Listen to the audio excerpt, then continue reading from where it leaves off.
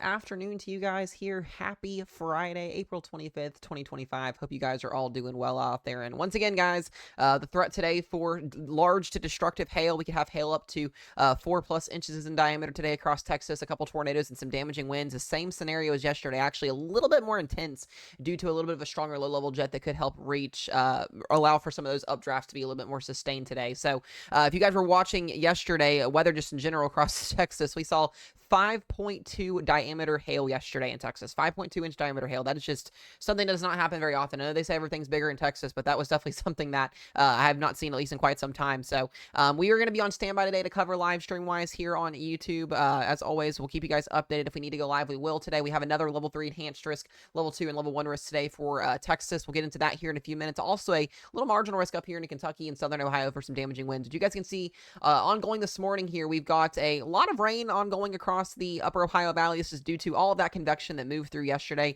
across the plains and now working its way into the Ohio Valley back down here into the southeast. So beneficial rain ongoing. Just be mindful of the flooding, the waters, the creeks, the streams, all of that.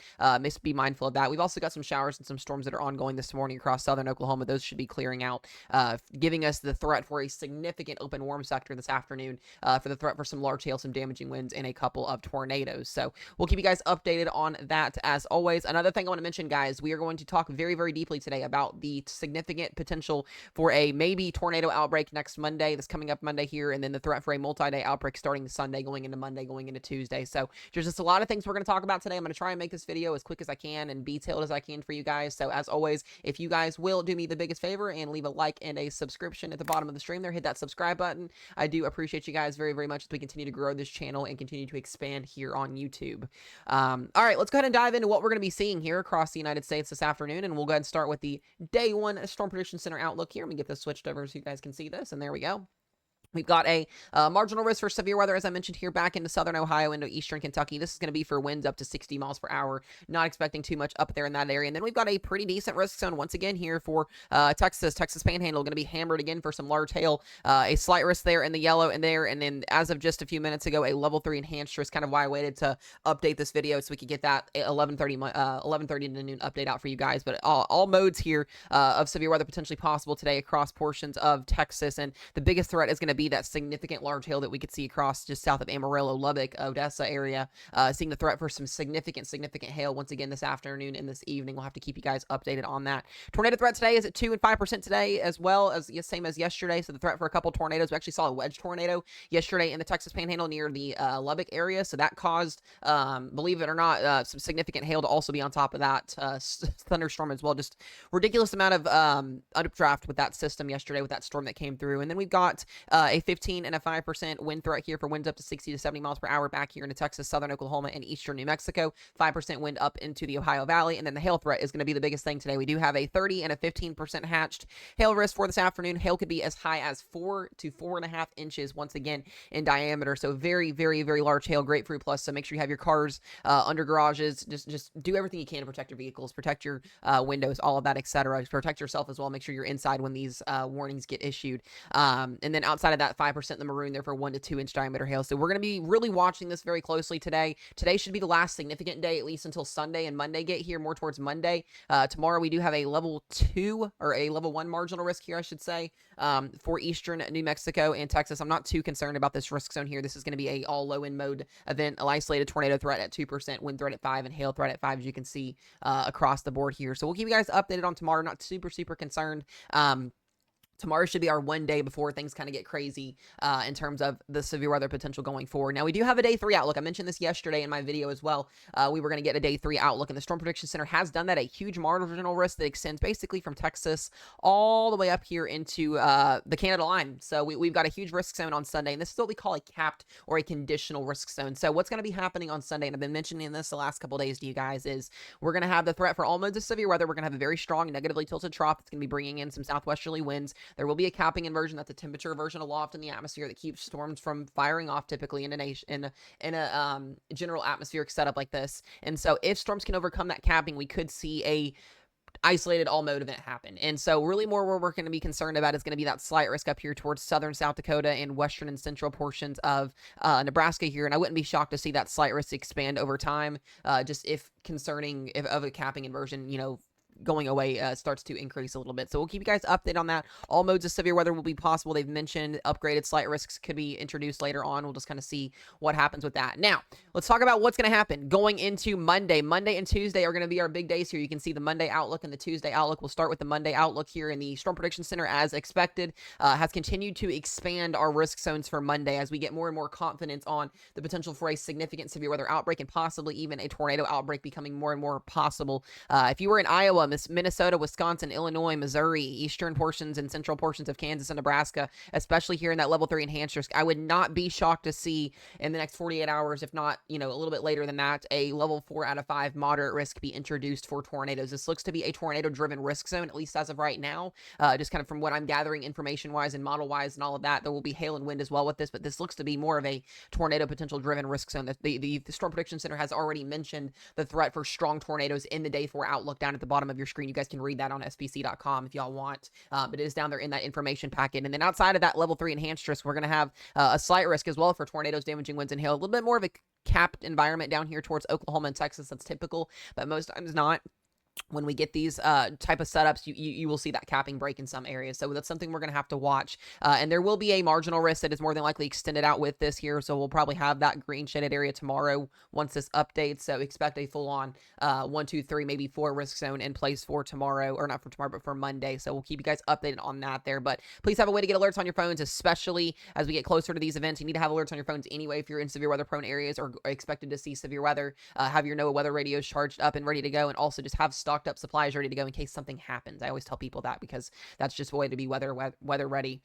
We go back to the day 5 outlook here. The Storm Prediction Center also expanded the slight risk all the way up here to the northeast, guys. We have a very, very rare elongated slight risk here for Tuesday. This basically goes from Texas, Oklahoma, all the way up into the Ohio Valley and up into the northeast, where we have the threat for scattered to numerous damaging winds, some large hail and tornadoes. The higher threat to me right now for for this event on Tuesday looks to be damaging winds and hail. There will be a conditional and probably, 5 or 2% tornado risk that's added with this here. We could see an uptrend if things continue, but your winds are going to be more west to easterly than southwesterly. So that's going to help kind of go more linear.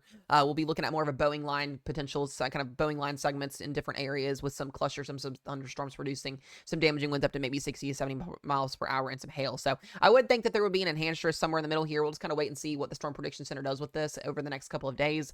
But looking at that, and then past that point, we don't have a day 6, a day 7, or a day 8. But I do think that there will be something eventually down the street here, just because we're going to have another trough that's going to be coming down here. And these are going to be the areas that we're going to be watching for Wednesday, Thursday, and Friday for another troughing that could come through. And we'll talk about that here again in just a second. Now, I want to kind of give you guys a brief rundown here on what's going to happen for today. We'll start out with the composite reflectivity, just kind of give us an idea on what we're going to be seeing storm-wise today. And you can see right around 20Z, that's going to be between 3 and 5 p.m. We're going to see supercells start to fire off here in the Texas Panhandle. These will initially have the threat for large hail, but if they can become outflow boundary and surface based, we could have the threat for a couple tornadoes, maybe even a strong tornado given the environment with a low level jet that's in place today. And you can actually see by 6 to 7 p.m. a couple of those storms becoming more kind of linear in fashion, but there will be some giant hail out there, some gorilla to giant size hail out there. Definitely, like I said, have a way to protect your cars, have a way to be inside when you have these warnings. Don't be caught out, driving in the middle of this, because this could cause some pretty nasty stuff to happen.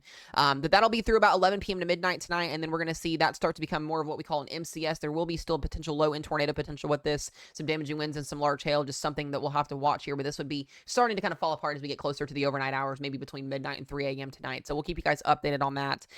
Just looking at instability values as well, we are going to have enough instability all over the board today for the threat for these storms to basically intensify in anywhere from 2,500 to 3,500 joules per kilogram of instability. We look at our dew points for today as well here, and you can see dew points are going to climb. Dew points could be as high as the low to mid to upper 60s here along that dry line that'll be set up. Not as curved as a dry line setup as yesterday, but enough to initiate the large hail, the damaging winds, and a couple of tornadoes. And the low-level jet I want to mention as well, also going to be a pretty big dynamic for this evening here, and we're going to see that low-level jet really start to intensify closer to 5 to 6 p.m. this evening here. So we'll be watching out for the threat for, like I said, that large hail, that gorilla hail out there, extremely dangerous hail, destructive hail. There's so many different words I could put in terms for what we saw yesterday and today, or what we're going to see potentially for today, and then the threat for a couple of tornadoes. So that's what I've got for you guys for today's breakdown. We'll talk more tomorrow in Sunday's breakdown in tomorrow's video when the HER model becomes in range. I do want to show you guys what we're going to be looking at going into the rest of this weekend and into next week here. And you're going to see, can start to see this troughing emerge here on our GFS. This is our 12C GFS model run that just finished updating, allowing for what we call divergence to set setup here going into today and tomorrow. You can see where those severe weather risk zones are going to be at.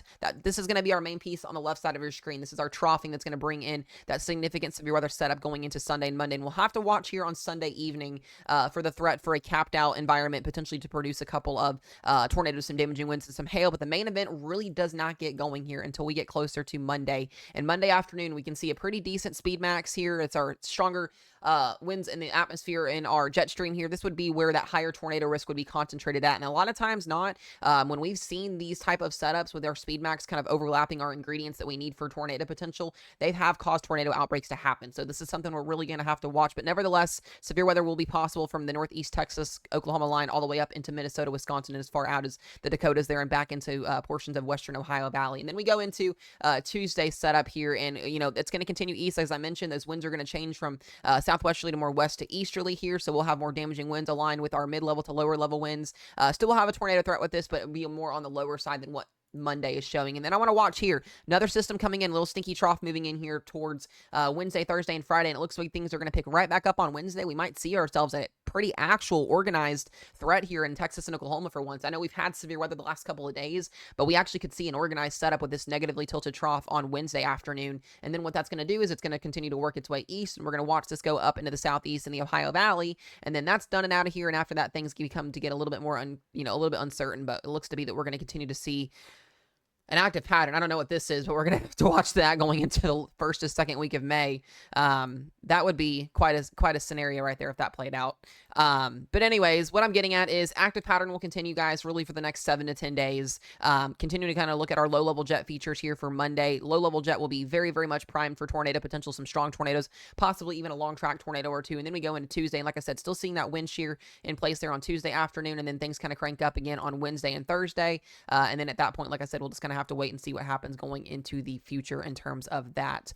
Let's do an overall radar lookout here and see what we're going to be seeing for the next couple of days as well for you guys here in showers and storms. Like I said, ongoing severe weather today in Texas and tomorrow in Texas and Oklahoma and into eastern Oklahoma. And then we get to Monday setup, and you can see that upper level low going here, and there will be a cold front. I know you guys are like, we're in severe weather, risk zones. Why aren't we seeing storms firing off on the global models? Because the global models just don't handle these cold fronts and these dry lines very, very well. There will be storms in this area.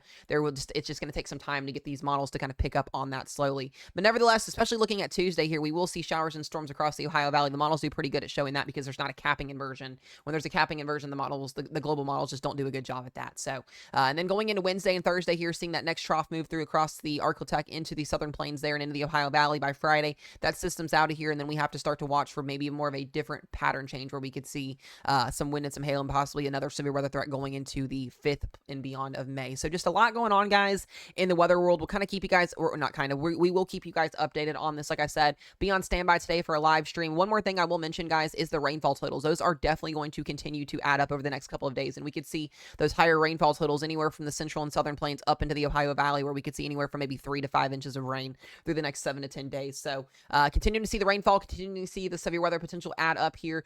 Once again, guys, be on standby for a live stream today. We'll definitely be in live coverage mode on Sunday, on Monday, and on Tuesday. We'll just have to wait for those finer details to become in place. But now is the time to get prepared for these storms. Be weather aware, and hope you guys have a wonderful Friday, and we'll see you guys in the next one.